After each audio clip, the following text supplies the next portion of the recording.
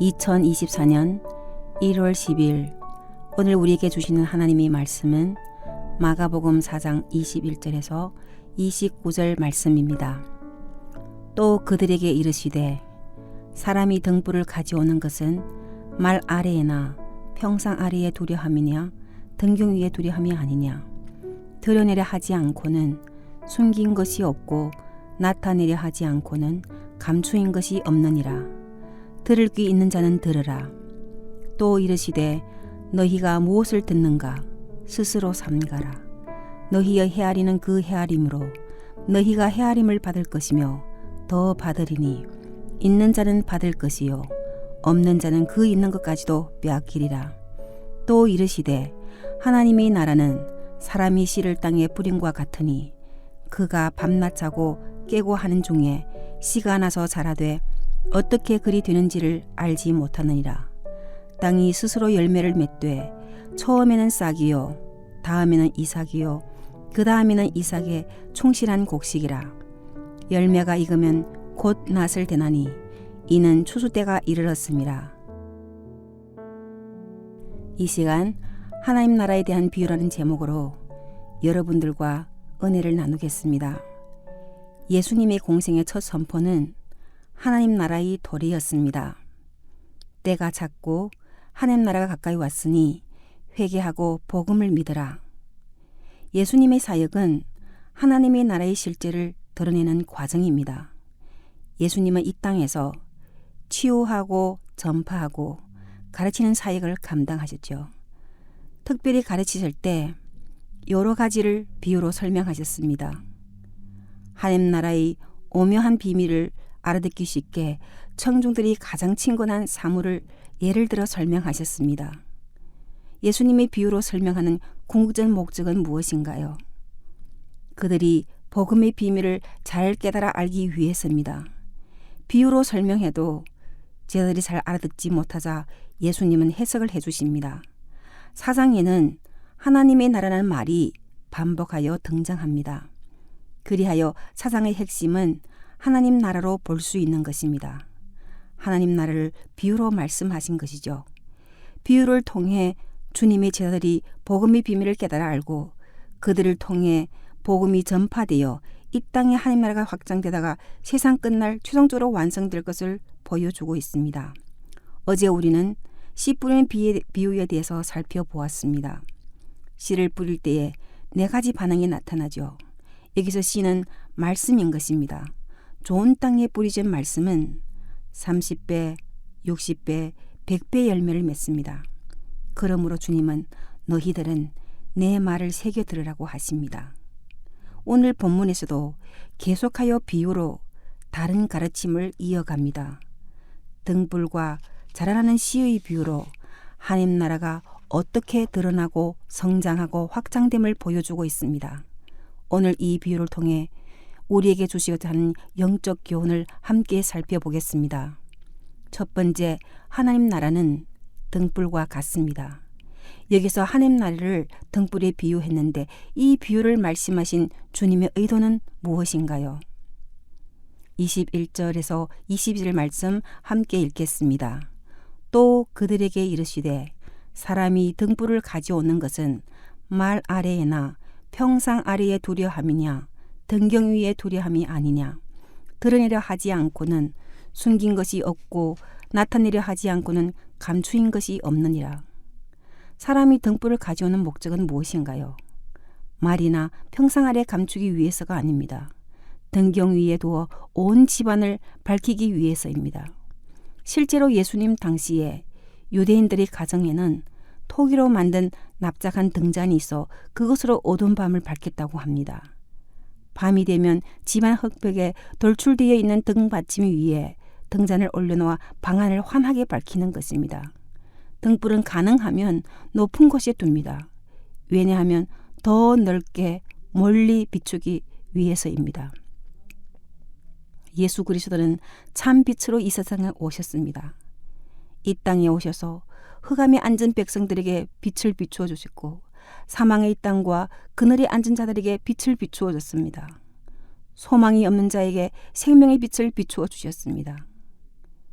예수님의 공생의 사역은 하나님 나라를 세상에 드러내는 사역인 것이죠.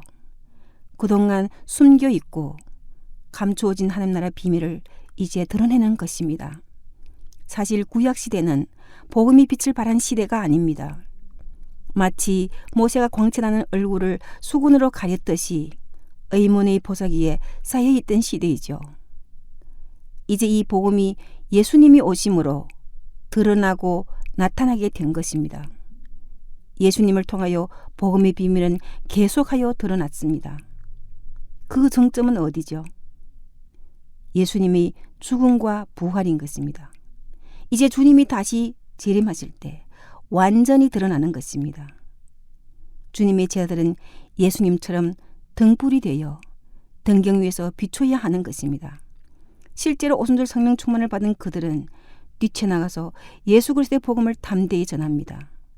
그들을 통해 복음이 각지에 전파되지 않습니까? 오늘날 교회는, 그리고 성도들은 하나님께서 드러내시고 나타낸 복음의 빛을 등대와 같이 비춰야 할 책임이 있는 것입니다. 주님은 말씀하십니다. 너희는 세상의 빛이라. 두 번째, 하나님 나라 복음은 들음을 통해 전달되는 것입니다. 예수님은 들을 귀 있는 자는 들으라고 하십니다. 너희들이 새겨 들을 때 하나님 나라의 비밀을, 신비를 더해 주신다는 것입니다. 23절 말씀 읽습니다. 들을 귀 있는 자는 들으라. 이 말씀은 9절에도 나옵니다. 듣는 것의 중요성을 이야기하는 거죠. 예수님은 왜 이렇게 들음에 대해서 강조할까요? 예수님 당시에 수많은 무리들이 주님을 따랐습니다. 하지만 그 많은 무리 가운데 영적인 일에는 별 관심 없이 단지 병 고침과 복을 바라고 예수를 쫓는 사람들이 있었습니다.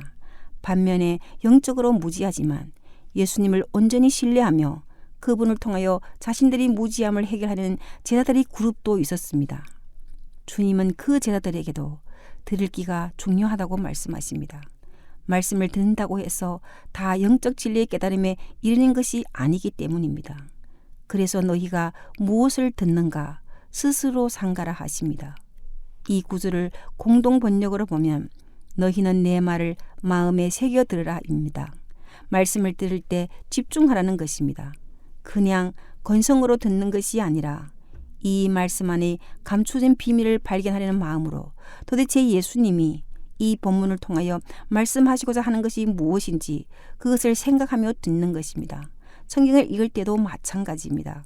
예수님이 이 본문을 통해 말씀하시고자 하는 의도는 무엇인지 그 질문을 가지고 읽는 것입니다. 베레아 교회 성도들은 바울을 통해 하나님의 말씀을 들을 때 간절한 마음으로 받고 그것이 과연 사실인가 날마다 성경을 상고하였다고 합니다. 우리들이 말씀을 듣는 그 마음의 자세에 따라 생명의 말씀을 많이 받기도 하고 적게 받기도 하는 것입니다. 25절에서 뭐라고 말씀하십니까?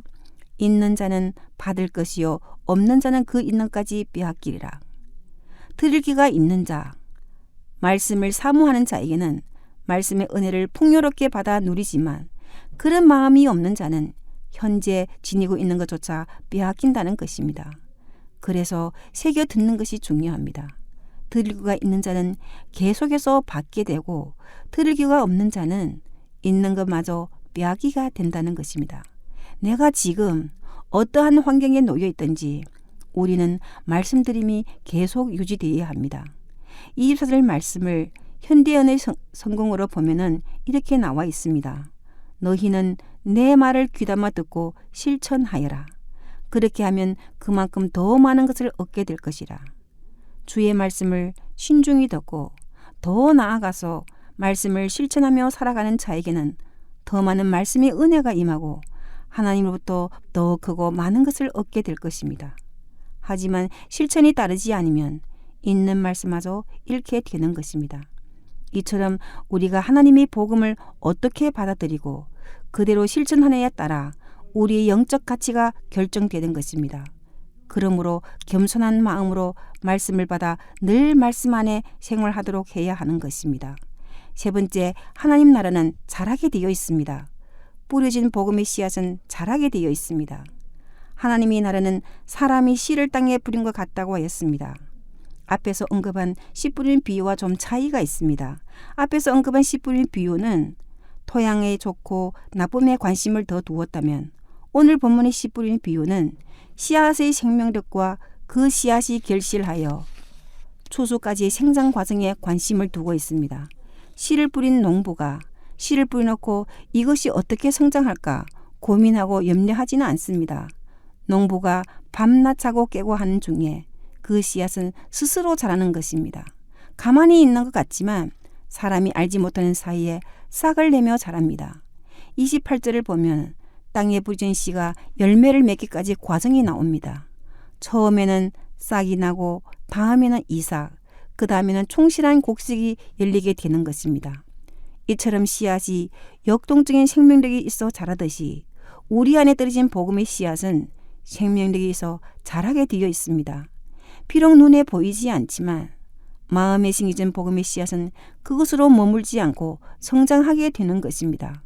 우리가 말씀 안에 있으면 성령의 역사로 말미암아 그리스도의 풍성한 은혜가 임하고 우리의 신앙은 부단히 자라는 것입니다. 마찬가지로 천국 복음의 씨앗이 한 심령의 마음에 떨어지면 그 개인은 거듭나며 열매를 맺으므로 기존의 관점을 바꾸고 운명이 바꾸어지게 되는 것입니다. 중요한 것은 씨입니다. 이 복음의 씨는 거듭나게 하는 것이고 열매를 이루게 한다는 것입니다. 하지만 씨를 뿌리는 것은 사람이 해야 할 일입니다. 우리의 의무입니다. 씨에서 싹이 나고 자라고 이삭이 나오고 연걸어지고 추수하게 하시는 이는 하나님이십니다. 그러므로 우리는 내 마음에 또한 이 땅에 천국 복음의 씨앗을 뿌려야 하는 것입니다. 그것을 성장시키고 완성시키는 일은 하나님께 맡기면 됩니다.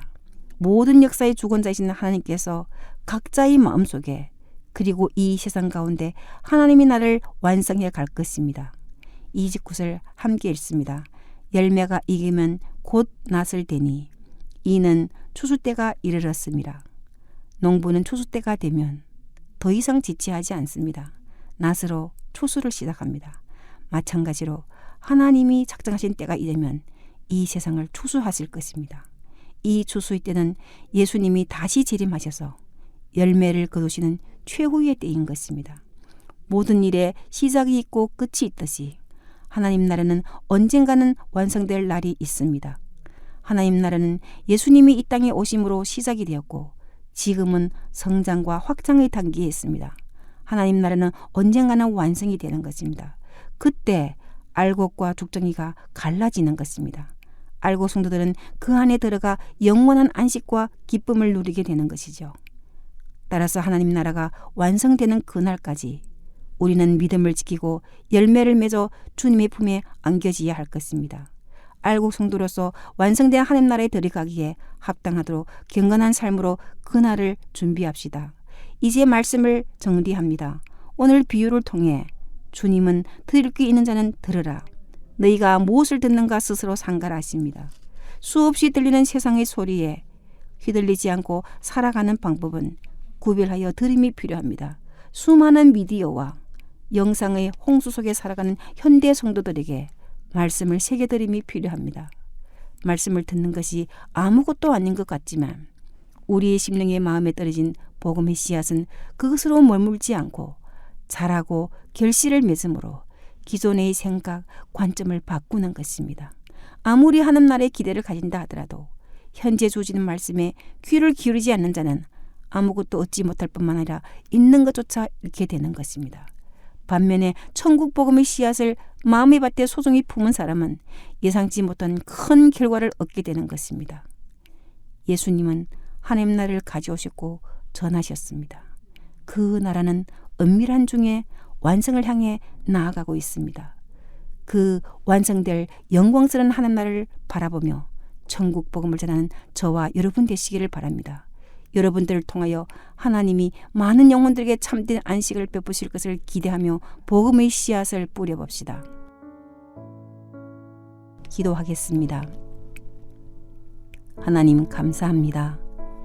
이 시간 진리의 말씀을 듣게 하시니 감사합니다. 들은 말씀이 우리 마음 가운데 새기져서 말씀을 실천한 자 되게 하옵소서. 무엇보다 복음의 은혜를 받은 자로 어두운 이 세상에 빛과 소금의 역할을 감당할 수 있도록 은혜를 베풀어 주옵소서. 때를 얻든지 못 얻든지 천국 복음을 전하게 하소서. 그리하여 많은 영혼들이 주님 앞에 도르는 기쁨을 누리게 하옵소서. 예수 그리스도 이름으로 감사하며 기도드립니다. 아멘.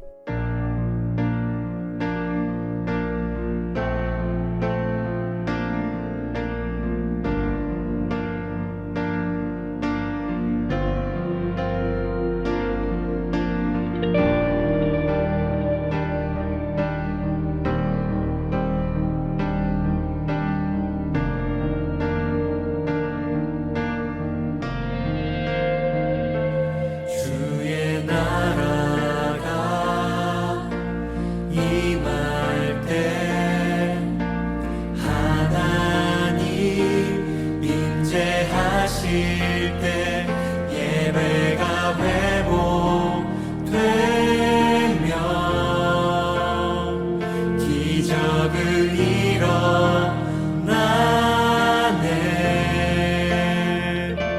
전능하신 주 영원하신 능력의 통치자 자유가 선포되어 주 백성 돌아오네.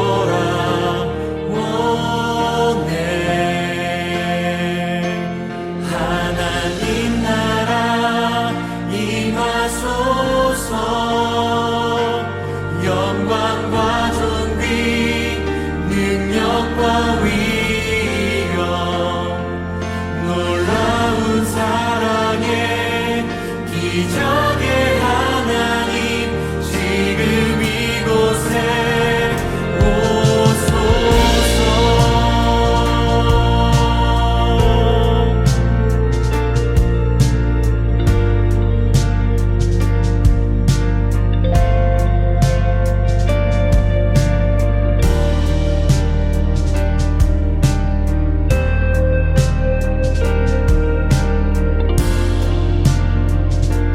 우리 함께 같이 고백하도록 하겠습니다. 주의 나라가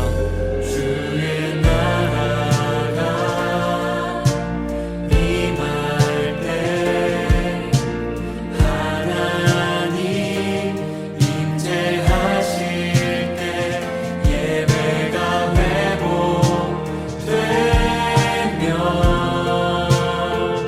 기적은 일어나네.